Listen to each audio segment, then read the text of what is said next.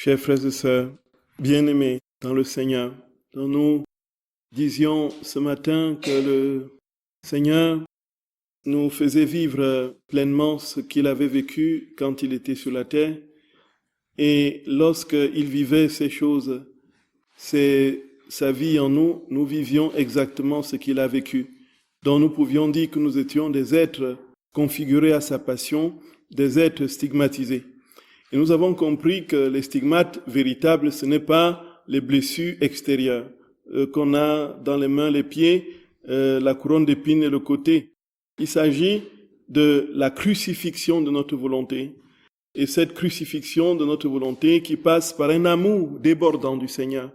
Et comme on est là dans les actes que nous posons en Dieu et que Dieu pose en nous, nous ne pouvons pas décider d'aimer Dieu. De toutes les façons, ce n'est pas lui, comme il dit lui-même, ce n'est pas nous qui l'avons choisi, ce n'est pas vous qui m'avez choisi, mais c'est vous c'est moi qui vous ai choisi.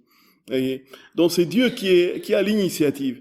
Et dans cette vie dans la divine volonté, c'est Jésus qui a toujours l'initiative. C'est lui qui prend l'initiative de venir nous demander notre volonté.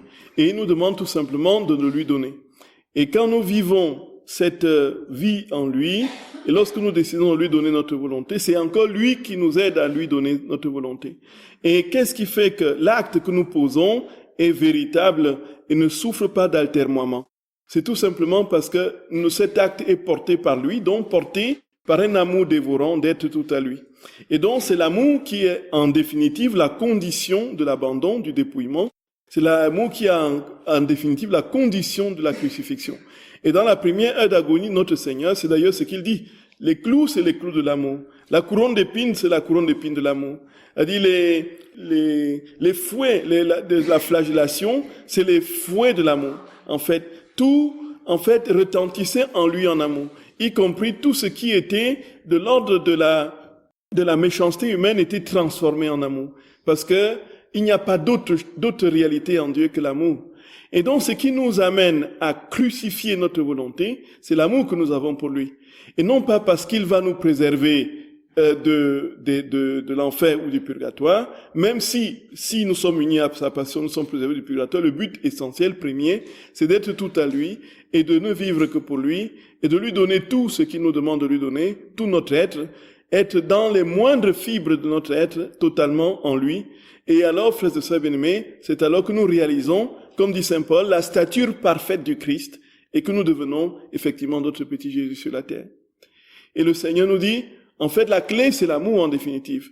Et si nous aimons le Seigneur, plus notre amour grandira, plus les détachements s'effectueront, plus nous serons plus à même d'être libérés de tout ce qui jusqu'ici nous empêchait d'être tout à lui. Et donc, l'amour, c'est la clé, c'est la panacée. On peut parler comme ça, sans vraiment se tromper.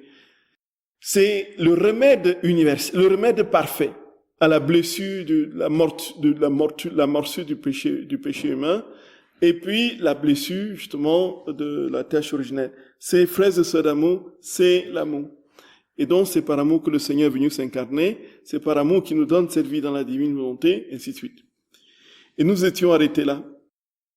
Et donc, le fait que les âmes n'aillent pas au purgatoire, c'est tout simplement parce qu'ils sont tellement désireux et amoureux, brûlants de Jésus, que le Seigneur ne trouve pas d'autre possibilité de leur donner la grâce de vivre que dans cet amour. Et c'est ça, frères et sœurs bien-aimés, le grand mystère. Même dans la vie des saints, on a vu des élans d'amour assez absolument brûlants et qui faisaient dont les âmes ne pouvaient pas ne pas chercher le Seigneur avec tant d'efforts comme il le faisait dans la grâce sanctifiante, et tout simplement parce que Dieu était le seul capable de les remplir. Et puis, on voit dans la vie des saints cet amour qui a débordé pour certains au point d'avoir des répercussions physiques réelles, dont Saint Jean-Eudes, que l'on connaît, a été tellement amoureux de notre Seigneur, son cœur brûlait tellement, son cœur était tellement gonflé d'amour, que même physiquement, ça a soulevé sa côte, vous voyez. Ça a soulevé les côtes, vous voyez, le cœur débordait. Et puis, on voit Sainte Imelda, n'est-ce pas, la sainte patronne de première communion, qui, au moment de la communion, elle avait tellement désiré, attendu faire sa première communion, que le moment venu, lorsque le Seigneur est descendu dans son cœur, lorsque le prêtre a tendu l'hostie, alors elle était tellement brûlante d'amour, tellement elle espérait l'attendre, tellement de temps, brûlante d'amour, qu'elle a été complètement absorbée dans cet amour, et c'était le jour de sa naissance au ciel. Voyez, elle a communié et elle s'est retrouvée au ciel. En fait, elle quittait la terre ce jour-là. Voyez, la petite Imelda. Donc, pour dire, frères et sœurs bien-aimés, que, donc, en fait, on aime parce qu'on veut être avec la personne. On n'aime pas parce qu'on veut que la personne nous fasse des choses ou nous évite des problèmes. Voyez, c'est cela en fait. Et donc le fait qu'on ne passe pas par le purgatoire ne signifie pas qu'on a observé rigoureusement une loi, celle de méditer les heures de la passion, et ensuite on a la récompense, le petit cadeau, tu ne passes pas au purgatoire. C'est ça. Là, tu fais telle chose, je te donne mon bonbon, quoi. C'est pas ça, ton bonbon. C'est pas ça. C'est que nous sommes tellement amoureux du Seigneur, tellement dévorés d'amour pour lui, qu'il n'y a pas d'autre possibilité pour nous de vivre en dehors de lui. Et donc, comme il attend tellement que nos cœurs soient brûlants, et lorsque ces cœurs deviennent des fournaises, alors il se donne sang. Oui. Je parlais dans les retraites pour l'Eucharistie, ces âmes qui, lorsque le prêtre approche, à peine le prêtre, n'est-ce pas, à quelques mètres que l'hostie, n'est-ce pas, l'hostie saute de leur, l'hostie s'échappe de leur doigt pour aller dans les cœurs de ceux de communion. Et les cas comme ça sont très très nombreux, très fréquents. C'est vrai pour c'est vrai pour Marthe Robin. À peine il approchait avec l'hostie le prêtre que l'hostie s'échappait de. Et puis aussi il y a une fille chinoise, une fille vietnamienne je le canonise déjà, que Daniel Ange racontait dans une de ses. Il dit que c'est une jeune fille qui, au moment de la persécution communiste assez violente, les églises étaient saccagées, ainsi de suite. Bon, elle était tellement amoureuse de notre Seigneur, elle venait de faire sa première communion. Elle avait une soif ardente. Et le même phénomène s'observait chez elle, je crois bien. Et il est arrivé que les communistes rentrent pendant la messe. Une fois, ils ont cassé le tabernacle, ils ont renversé, n'est-ce pas, l'hostie qui était sur l'autel et tout ils ont demandé de partir, ils ont demandé à tout le monde voilà. Et donc l'église est restée complètement dans cet état de dévastation générale avec des hosties éparpillées par terre. Et comme donc elle est venue tous les soirs, la nuit, quand il n'y avait personne, elle entrait dans les débris de l'église, et elle s'agenouillait, elle communiait une hostie, le lendemain, une deuxième hostie, le surlendemain, dans le même rituel, s'agenouillait, regardait qu'il n'y avait bien personne, et puis elle se courbait, et puis elle léchait, donc prenait l'hostie sur sa langue, et puis ainsi de suite, ainsi de suite. Et il restait une dernière hostie, justement, le jour où elle est arrivée, il y avait les communistes qui s'étaient aperçus qu'il y avait un mouvement inhabituel, qui avait donc monté un guet-apens, et ils ont vu que c'était donc la petite fille qui, voyez. Et donc la petite fille a été fusillée, alors la langue était sur la dernière hostie, par terre. Voyez. Assez puissant, c'est émouvant. En fait, frères et sœurs d'amour, elle ne savait pas qu'on pouvait communier plusieurs hosties à la fois. Et puis, sinon, elle aurait communié en un jour, quoi. Donc, elle venait un jour, dans une petite fille de 7-8 ans, quelque chose. Donc, une petite fille de 9 ans. On l'appelait Li, la petite Li. Alors, nous voyons bien que les amoureux de notre très saint Seigneur, frères et sœurs d'amour, on veut le consoler, on l'aime pour lui-même. On l'aime pas parce qu'il nous donne des choses.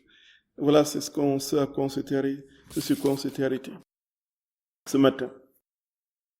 Et en définitive, frères et sœurs bien-aimés, frères et sœurs d'amour, vraiment, vraiment, vraiment, demandons une seule chose au Seigneur, que notre cœur soit brûlant d'amour pour lui. Ne lui demandons même pas de nous donner l'intelligence pour comprendre les Écritures ou bien pour comprendre les écrits du ciel, ou bien, je sais pas trop quoi, les grâces. Demandons-lui. Si nous avons quelque chose à lui demander, bien sûr, c'est sa vie que nous lui demandons. Et nous lui demandons, donc pour que sa vie vienne s'établir en nous, qu'il mette en nous son amour, que nous l'aimions de son amour.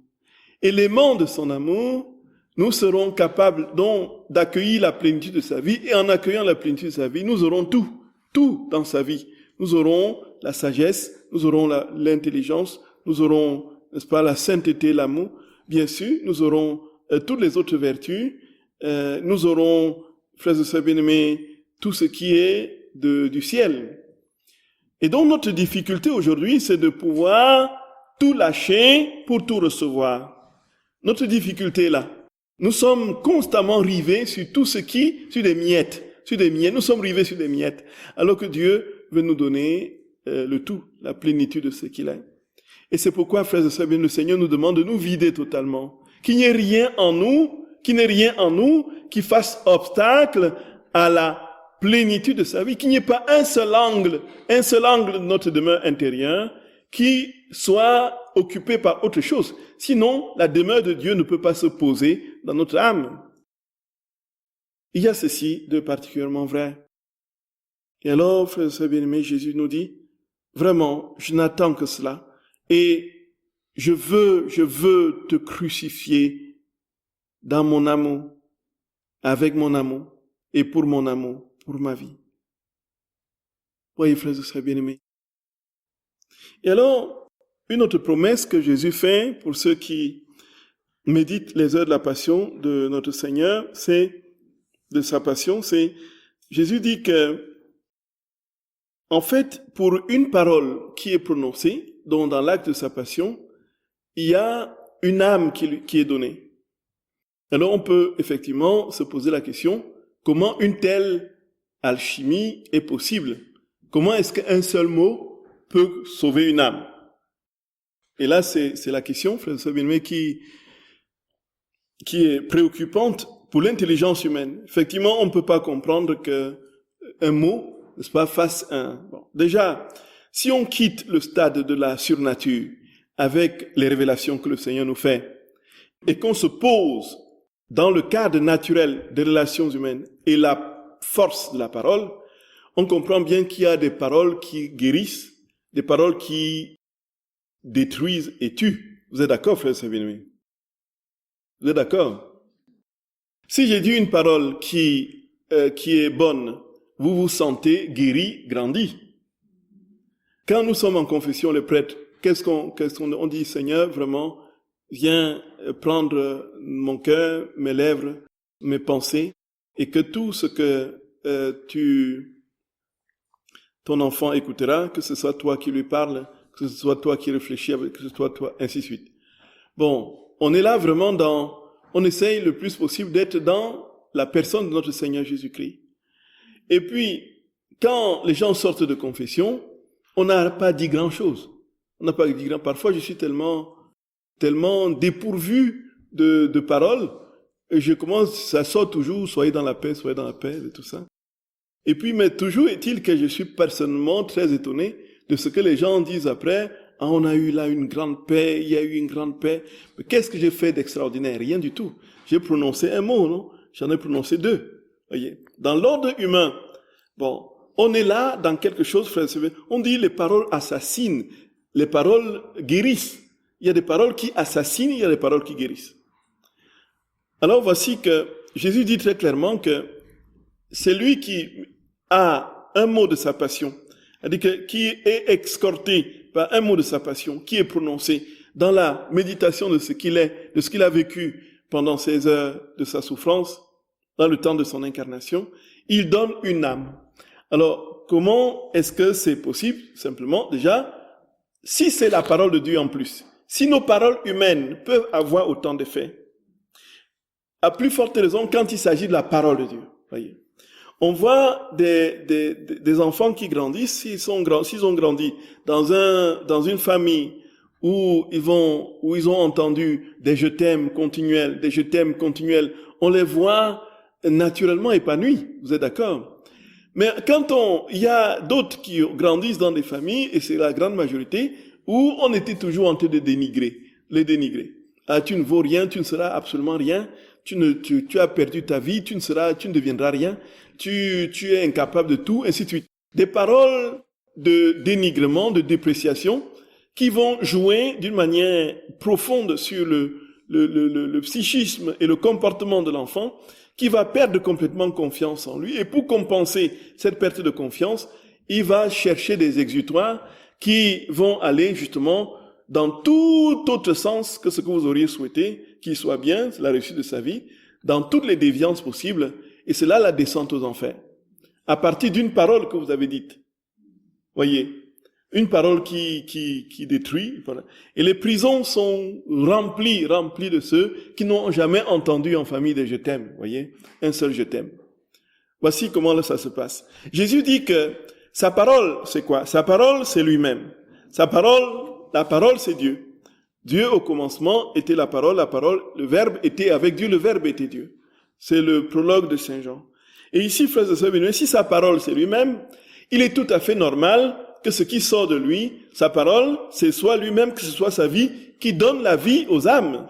Bien plus encore. Et c'est pourquoi, dans la lecture de la parole de Dieu, nous sommes revivifiés, nous sommes transformés. Pourquoi la parole de Dieu a ce pouvoir de transformer les cœurs? Pourquoi est-ce qu'on lit des gens lisent la Bible et ils sont complètement transformés, ils abandonnent tout, ils mettent tout.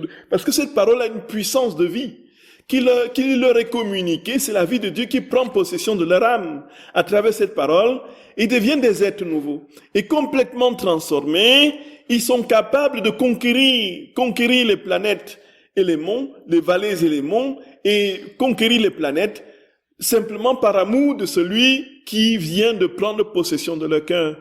Et là, frères et sœurs bien-aimés, nous comprenons bien qu'une parole qui sort de la bouche de Dieu et qui est Dieu lui-même ne peut pas ne pas avoir d'effet. Et on comprend pourquoi, justement, il dit pour un mot que tu prononces, c'est toute une vie que je te donne. Et quand c'est sa vie qui est ainsi donnée, c'est l'éternité qui est donnée. À travers une parole qui sort de lui, nous produisons l'éternité. C'est inouï. C'est inouï, frères et sœurs d'amour.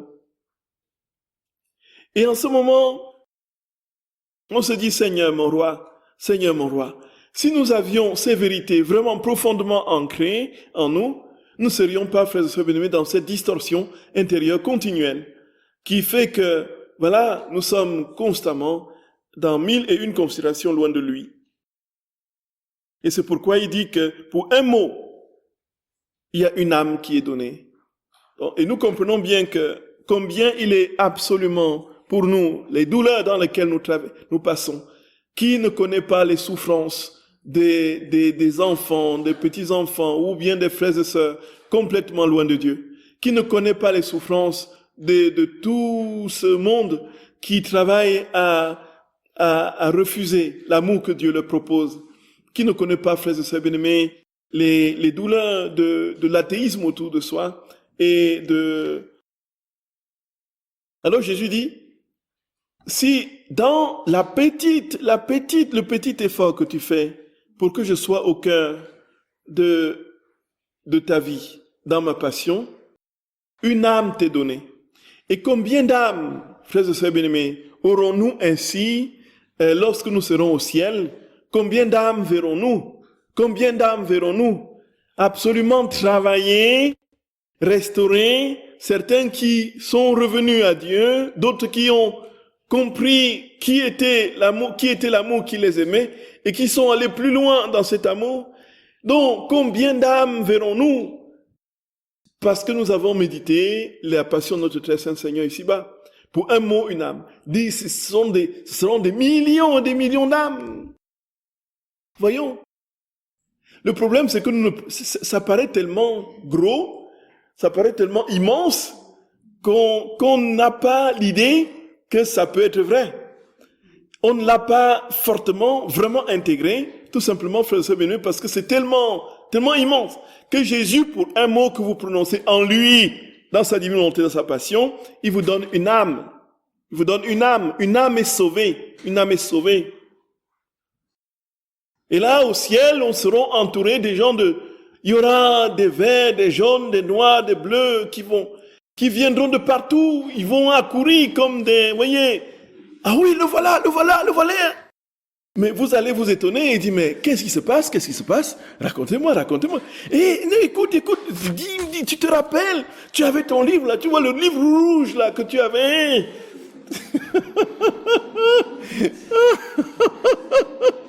Quand tu étais sur la terre, et puis tu méditais la passion là, la passion.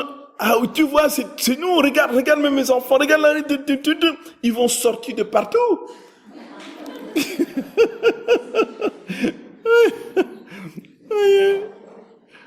Aïe, frère de sa bien-aimé. C'est cela, frère de sa d'amour. Et puis, on ne se rendra même pas compte de ça. On ne se rend même pas compte de ça, frère de sa bien-aimé. Nous ne rendons pas compte de ça. C'est-à-dire que le Seigneur a tellement multiplié les stratégies pour que nous allions au ciel avec tout le monde. C'est-à-dire, il a simplifié, voyez un peu. Il fait un examen, il prépare un examen, il distribue les épreuves. Il divulgue les épreuves, voyez. Et puis, quand on ne veut pas prendre les épreuves qu'il a données, il va trouver le moyen pour que les épreuves nous parviennent. Pour que lorsqu'on passe les examens, qu'on vienne avec le corrigé, voyez. Le problème est que lorsque nous arrivons, on dit, ah, il y avait une épreuve qui circulait, ah, je n'avais pas su. Hein. Voilà, notre Dieu travaille vraiment, oh là là. Il a simplifié la vie chrétienne. Il a simplifié la vie chrétienne. Il a liquéfié la vie chrétienne dans l'amour. Et si nous avons compris que tout est là-dedans, frères et sœurs bien-aimés, le ciel est direct. Ligne directe.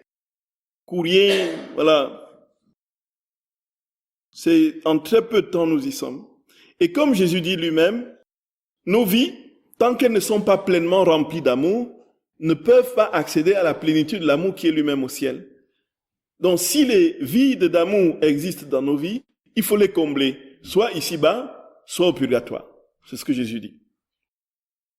Alors une dernière chose pour laquelle le Seigneur, frères et sœurs bien-aimés, nous dit très clairement pourquoi et l'importance de la méditation des heures de la passion, c'est que, c'est pas, nous l'avons déjà évoqué dans différentes circonstances. Jésus dit très clairement que les anges du ciel sont suspendus aux lèvres de celui qui médite sa passion. Donc, comment comprendre ceci? Il nous donne l'explication au tome 11 du 13 octobre 1916. J'étais à faire des heures de la passion de Jésus béni, et Jésus béni me dit, ma fille, pendant ma vie terrestre, des milliers et des milliers d'anges accompagnaient mon humanité. Ils recueillaient tout ce que je faisais, mes pas, mes travaux, mes paroles, mes soupirs, mes peines, les gouttes de mon sang, etc. Ils me donnaient des honneurs. Ils obéissaient à tous mes désirs. Et ils montaient au ciel et en redescendaient pour apporter au Père tout ce que je faisais.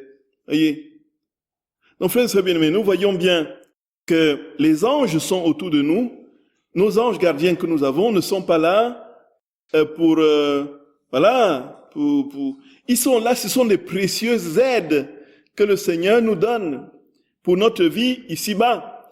Et qu'est-ce qu'ils font? Ils sont des messagers qui font constamment les va-et-vient entre ciel et terre pour rapporter à Dieu ce que nous faisons et ramener à nous ce que Dieu nous donne, soit par inspiration, soit par des actes, soit par des œuvres. Et c'est comme ça le rôle des anges. Les anges sont là. Et plus nous avons d'anges, plus il y a toute une activité céleste autour de nous. Et il est établi, frères et sœurs bien-aimés, que Jésus dit que quand il était sur la terre, il y avait on peut le comprendre, il y avait des milliers et des milliers et des milliers d'anges. Et des milliers. On ne peut pas comprendre que Jésus, qui est Dieu, est seulement un petit ange gardien là qui guette comme ça de temps en temps. Mais il est entouré par le ciel. C'est tout le ciel, frères et sœurs bien-aimés, qui escorte tous les anges du ciel par milliers. Et Jésus dit que quand il était sur la terre, il y avait des milliers et des milliers d'anges, des milliers et des milliers d'anges qui l'entouraient, qui l'aidaient, qui donnaient des honneurs, qui obéissaient à tous ses désirs, qui montaient au ciel et en redescendaient pour apporter au Père tout ce que Jésus faisait. Donc, alors, frères et sœurs bien-aimés, nous avons chacun un ange gardien aussi. Bon, mais moins nous le sollicitons, moins il est actif. La vérité est là. Moins nous sollicitons notre ange gardien, moins il est actif et moins nous avons d'aide. Le problème est là. Le problème est là. C'est que nous n'avons pas conscience de la présence, de la force de l'ange gardien dans notre vie. Nous n'avons pas conscience de son rôle. Et donc nous le sollicitons moins. Et moins nous le sollicitons, moins nous sommes dans la... Que de combats ne menons-nous pas? Que de combats pour la sainteté ne menons-nous pas? Que de rudes et violents combats pour être dans la constance ne menons-nous pas? Que de dents de scie continuelles dans nos vies? Et frères et sœurs bien-aimés, tout simplement parce que parfois nous sommes livrés à notre propre force. Où est le secours de ces êtres célestes que le Seigneur nous a donnés? Comment nous les sollicitons-nous? Et quand les sollicitons-nous? Très peu. Et dans très peu de circonstances, sauf si nous sommes embarrassés par les... Et maintenant, ça doit certainement, on va peut-être encore plus le solliciter avec les tarifs de parking à Strasbourg aujourd'hui. Ça va être plus, voyez. On ne va pas le solliciter pour qu'il trouve une place de parking, mais pour qu'il trouve une place cachée, où le contrôle ne va pas souvent passer parce qu'on ne peut plus supporter les coûts du parking. Et alors, ici, frères et sœurs bien-aimés, très clairement, Jésus nous dit, les anges, et Jésus dit, même, la communion avec tout le ciel et avec même toute la nature faisait que quand Jésus passait, selon ce qu'il dit à lui à Picaretta, les oiseaux étaient prêts à le nourrir, à lui apporter à manger. Les oiseaux s'affairaient pour apporter à manger à Jésus. Et c'est Jésus qui leur disait, allez-vous-en, par discrétion. Il partait, il les renvoyait. Faites-vous discret. C'est vrai, frères et sœurs bien-aimés, c'est vrai. La nature a ceci, c'est-à-dire qu'il y a dans la création, et Jésus nous dit, il y a des êtres spirituels qui nous entourent. Et Jésus dit, voici ce qu'il dit, ces anges ont une mission particulière quand une âme se remémore ma vie, ma passion, mon sang, mes plaies, mes prières, etc. Ils viennent auprès de cette âme et recueillent ses paroles, ses prières, ses actes de compassion, ses larmes, ses offrandes, etc. Ils les unissent aux miens et les apportent devant ma majesté pour renouveler ma gloire. Avec révérence, ils écoutent ce que les âmes disent et ils prient avec elles. Par conséquent, avec quelle attention et quel respect les âmes doivent-elles faire les heures de la passion, sachant que les anges sont suspendus à leurs lèvres pour répéter ce qu'elles disent. C'est inouï! C'est inouï! Ah! Frères et sœurs d'amour, vous imaginez votre petit ange gardien là qui essaie de trouver un moyen pour vous dire ce que le Seigneur veut que vous sachiez de telle ou telle situation de votre vie, ou pour vous inspirer une parole, et qui est complètement, voilà, il voit que vous êtes maintenant envahi de partout. Les anges de partout, par milliers, ils sont autour de vous. Et il se dit, ah, ces gens-là, vous voulez, qu'est-ce qu'il fait, frères et sœurs d'amour? Cet ange, il dit, mais ça, c'est incroyable. Il est lent dans une jubilation. Avez-vous, Jésus dit que ces milliers qui l'accompagnaient, lui, vous accompagnent. Désormais. Et vous n'avez plus besoin d'un seul ange gardien qui se dépatouille comme il veut. Vous avez des milliers qui vous entourent et qui vous portent, qui portent vos prières au Seigneur, qui descendent et puis qui vous... Oh là là, mon Jésus. Et frères et sœurs d'amour, comment pouvons-nous passer à côté des grâces comme ça? C'est quand nous serons de l'autre côté que nous allons dire, Seigneur, si je savais, que de temps perdu, que de temps perdu, que de temps perdu devant la télévision, que de temps perdu sur le smartphone à regarder des trucs à gauche, à droite, des trucs qui à la fin, après 2 heures de smartphone, je ne vois pas ce que j'ai vraiment retenu d'utile. Que de temps perdu dans des bruits, que de temps perdu, que de temps perdu. Où est le temps du Seigneur? Oui, frères et sœurs bien-aimés.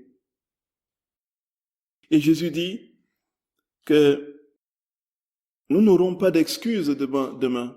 C'est pas possible d'avoir des excuses demain pour dire on ne savait pas.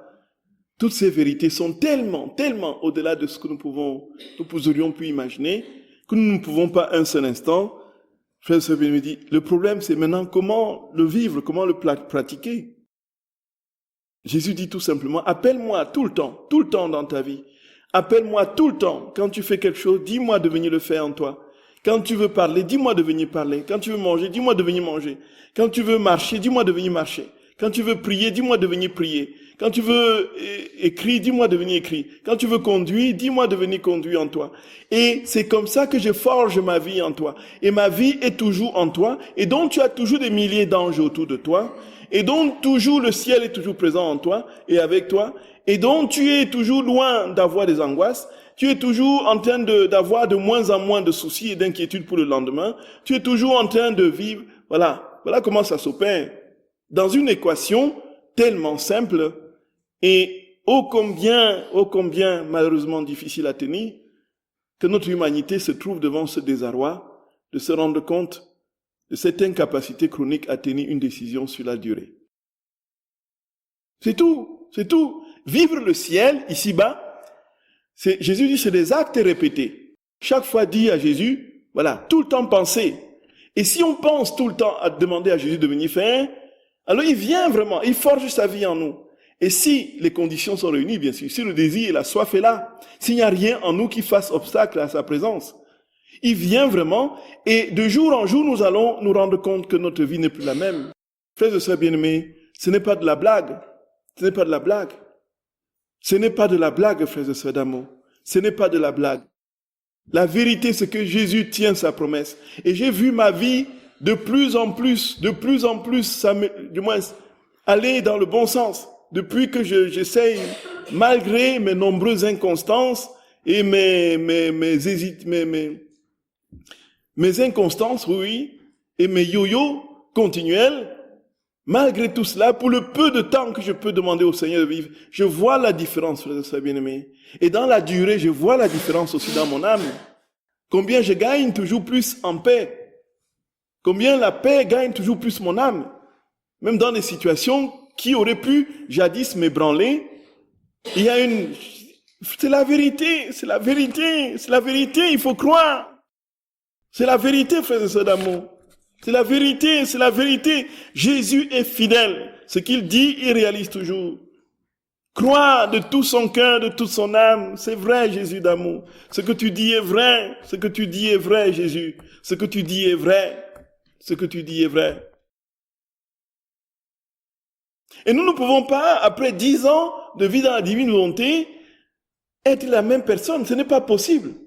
Si nos actes actuels sont répétés, continuels, à un moment donné, frères et sœurs, nous allons nous rendre compte qu'il y a des choses qui ne nous atteignent plus profondément, qui ne nous ébranlent plus. La vérité est là. Parce que Jésus a été continuellement présent sur plusieurs mois, plusieurs années, dans notre âme. À un moment donné, il tisse sa main et plus rien ne nous ébranle vraiment. Les choses sont difficiles parfois à porter, mais ce n'est plus comme avant où nous serions complètement écroulés. Et les angoisses progressivement diminuent et disparaissent un jour. Et alors on peut se poser la question, qu'en est-il des maladies psychologiques? Là, effectivement, frères et sœurs bien-aimés, là, c'est le grand mystère. Il est vrai que, indépendamment des soucis qui peuvent porter aux angoisses et aux incertitudes intérieures, aux insécurités intérieures, indépendamment des histoires, n'est-ce pas, de ce qu'on peut faire de l'anamnèse familiale, des relationnels, transgénérationnels, ainsi de suite, qui peuvent impacter notre être intérieur, notre vie intérieure. Il y a, n'est-ce pas, l'approche de la biogénèse qui laisse toute la place à une déformation ou à une anomalie d'ordre physiologique qui peut provoquer, n'est-ce pas, des troubles psychiques et générer certainement des angoisses et autres. Bon, mais frères et sœurs d'amour, frères et sœurs bien-aimés, nous ne savons pas ce qui se passe dans la tête et dans l'esprit d'une personne qui est malade profondément et qui parfois même dans des situations extrêmes, pense à la mort. Et on ne sait pas la fine pointe de l'âme au tréfonds. S'il y a des comportements incontrôlables du fait d'un fonctionnement physiologique anormal, mais il est évident que même si ces âmes vont dans un acte de désespoir posé extérieurement, parce que mus par une force supérieure à leur capacité de contrôle et de maîtrise, il y a dans leur âme, au tréfonds de leur âme, parce que Jésus vit, une béatitude que nous ne soupçonnons pas. Une béatitude que nous ne soupçonnons pas. Et c'est pourquoi, dans ce cas, là, Dieu seul, lui, connaît ce qui se passe dans l'âme. Dieu seul connaît ce qui se passe dans l'âme humaine. Dans ce cas-là. Mais quand les choses sont claires, à contrario, pour ce qui est de la majorité d'entre nous, nous savons d'où viennent nos angoisses. Nous savons d'où viennent nos ainsi de suite. Et que nous brassons ces angoisses sur des années et des années et que rien ne change, avec la vie dans la divine volonté, bon, laissons la place à Jésus. Si Jésus veut guérir les malades, il le veut. Mais est-ce qu'il le guérit toujours? Non. Pourquoi? Dieu, lui seul le sait. Mais en attendant, quand on l'appelle, il vient. Quand on l'appelle, il vient. Il vient toujours quand on l'appelle. Il vient toujours quand on l'appelle. Voyez, frères et sœurs bien-aimés. Vous voyez. Il vient toujours quand on l'appelle. Frères et sœurs, vous avez la parole. Le Seigneur Jésus, tu nous pries le bec. On ne sait pas quoi te dire. Tellement tu es grand, tellement tu es magnifique, tellement tu nous entoures de ton amour. Alors moi, je prie te le dire. Amen. Merci Jacqueline. Merci. Frères et sœurs bien-aimés, c'est vrai que sincèrement, je sens que... Non, je vous dis mon témoignage, sincèrement... Non, sincèrement, les choses ont changé en moi. Sur ces années-ci. Vraiment, en bien. C'est pas là, je ne veux pas faire la fausse modestie et dire, voilà, mais mon témoignage, je dis cela pour vous encourager, pour vous dire que vraiment, c'est vrai que Jésus peut apaiser notre cœur, quoi. Il peut nous donner la paix véritable. Et là, mais j'étais un angoissé. Mon Dieu! Une feuille de papier tu bougeais, je détalais, je fuyais. Et j'étais dans une insécurité constante. Et j'avais peur de tout le monde. Angoisse sur angoisse. Je me réveillais avec des bouffées d'angoisse. Aujourd'hui, tout cela est fini. Je n'ai même plus le souvenir de, voyez. C'est vrai. Moi, ça, c'est vrai. Ça, c'est vrai. C'est vrai. Je veux pas jouer la fausse humilité et dire, ah non, moi aussi encore. Et... Je témoigne que Jésus m'a libéré des angoisses. Oui, parce que, oui, c'est lui, votre bien-aimé. Ah oui. Ça, c'est vrai. Oui. Une question sur quand vous dites que l'amour, on a produit la condition du crucifixion de notre volonté propre. J'ai un peu l'impression, moi, que l'amour du Seigneur est quand même en fonction du désir que l'on a de Dieu, et que le désir que l'on a de Dieu, c'est quand même fonction du Seigneur. Et du coup, si Dieu ne nous donne pas un grand désir de lui, je parle même pas des périodes dans lesquelles dans la sécheresse, du coup, comment on peut l'aimer, en fait, surtout qu'on ne voit pas, qu'on n'entend pas. Non, en fait, très cher, disons que le désir, c'est-à-dire que le désir est fonction, Dieu donne son amour de manière parfaite à tous. Et le désir que nous avons de lui est fonction de notre disposition à accueillir son amour parfait. Donc l'image qu'on prend toujours et qui est vraiment la plus illustrative, c'est que le soleil brille. Le soleil brille pour tous, non? Et de manière parfaite pour tous, non? Voilà, et il y en a qui veulent avoir moins de soleil. Donc ils vont se mettre dans une petite maison et fermer les fenêtres et les volets. C'est bien ça. D'autres vont sortir, ils vont mettre de la baie vitrée et il y aura plus de soleil. Et puis certains vont sortir carrément et d'autres vont aller carrément au milieu.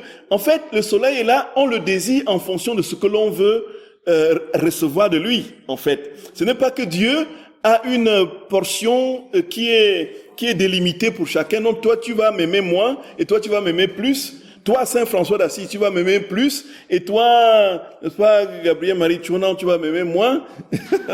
Moi, je veux pas aimer Jésus moins que Saint François d'Assise, que Padre Pio. Voyez un peu. Et donc, du coup, de ce point de vue, effectivement, quand nous ouvrons la brèche, alors Jésus, quand il voit que notre désir grandit et que nous sommes de plus en plus dépouillés de ce qui n'est pas lui, il vient toujours plus profondément, toujours plus amplement, il se déploie en nous, et c'est comme ça que nous devenons de Saint François d'Assise, de Saint Pio. Je pense à l'exemple qu'avait donné Sainte Thérèse de l'Enfant Jésus quand elle avait parlé du petit dé à coudre, justement. Oui. Où elle disait que justement, Dieu donne tant d'amour à un homme qui peut recevoir comme un petit dé à coudre et d'autres un verre plein, en fait. Non, ça c'est en fonction des missions. Ça c'est en fonction des missions, voyez. C'est pas en fonction de l'amour. Puisqu'elle réfléchit sur la possibilité d'être prêtre, d'être enseignante, théologienne, d'être ceci, ainsi de suite, et d'être missionnaire, ainsi de suite. Voilà. Donc, et puis, dans tout cela, au cœur de l'Église, si elle ne peut pas être prêtre, si elle ne peut pas être missionnaire comme elle le voulait, le souhaitait, si elle ne peut pas être théologienne, si qu'est-ce qu'elle fait? Au cœur de l'Église, je serai l'amour. Et donc l'amour, c'est le dénominateur commun de tous. Et donc, que nous soyons déployés sur le champ plus visible de la mission, avec tout ce que ça comporte comme médiatisation de l'action de l'amour, ou que nous soyons comme des dés à coudre rétrécis,